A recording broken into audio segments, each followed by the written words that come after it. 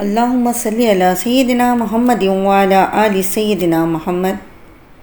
سورۃ التغابن یہ مدینے میں نازل ہوئی۔ اس میں 18 آیتیں اور 2 رکوع ہیں۔ بسم اللہ الرحمن الرحیم۔ اللہ کے نام سے شروع جو نہایت مہربان رحمت والا ہے۔ جو کچھ آسمانوں میں ہے اور جو کچھ زمین میں، سب اللہ کی پاکی بیان کرتے ہیں۔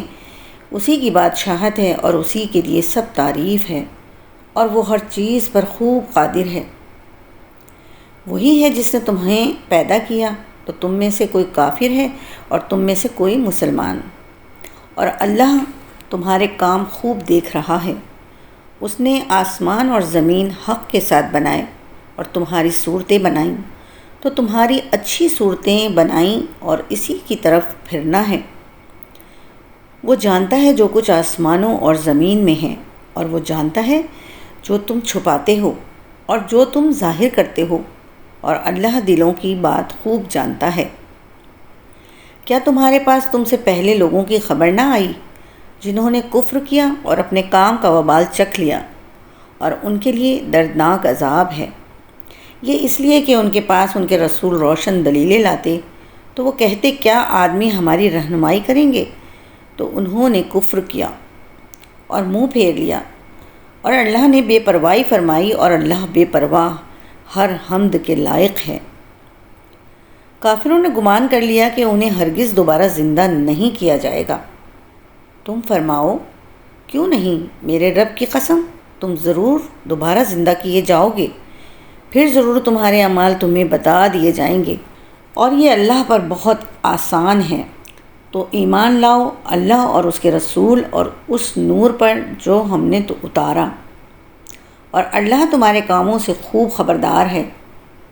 جس دن وہ جمع ہونے کے دن میں تمہیں اکٹھا کرے گا، وہ دن ہارنے والوں کی ہار ظاہر ہونے کا دن ہے، اور جو اللہ پر ایمان لائے اور اچھا کام کرے، اللہ اس کی برائیاں مٹا دے گا اور اسے ان باغوں میں داخل کرے گا جن کے نیچے نہریں بہتی ہیں۔ وہ ہمیشہ ان میں رہیں گے، یہی بہت بڑی کامیابی ہے۔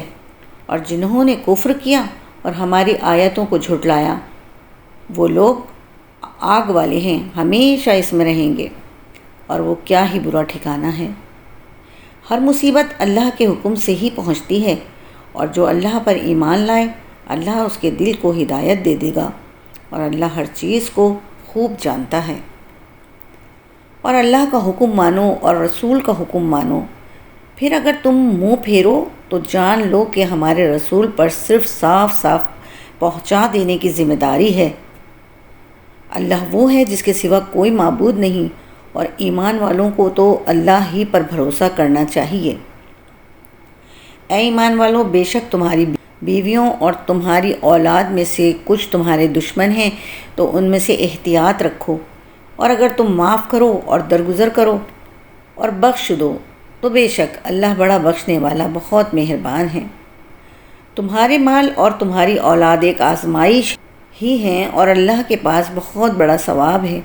تو اللہ سے ڈرو جہاں تک تم سے ہو سکے، اور سنو، حکم مانو اور راہ خدا میں خرچ کرو، یہ تمہاری جانوں کے لیے بہتر ہوگا۔ اور جسے اس کے نفس کی لالچی پن سے بچا لیا گیا، تو وہی لوگ فلاح پانے والے ہیں۔ اگر تم اللہ کو اچھا قرض دو گے تو وہ تمہارے لیے اسے کئی گنا بڑھا دے گا اور تمہیں بخش دے گا، اور اللہ قدر فرمانے والا بہت حلم والا ہے۔ وہ ہر پوشیدہ اور ظاہر کو جاننے والا، بہت عزت والا، بڑی حکمت والا ہے۔ صدق اللہ العظیم۔